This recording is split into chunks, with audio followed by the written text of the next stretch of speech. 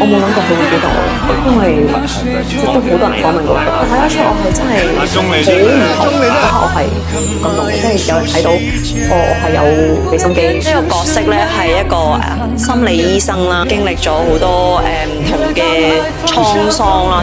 我係為咗融合，啲 patient 驚咗我做翻心理醫生。我話俾你聽，好直白白。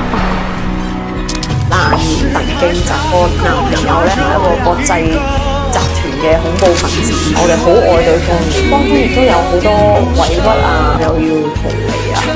每個人做壞事係有可憐之處，如果你覺得自己壞，你就唔做呢樣嘢。導演咧就想去扭曲，我唔撞死你為止啊！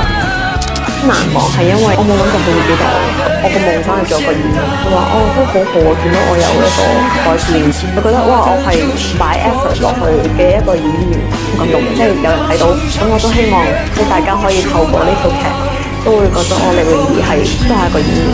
多謝。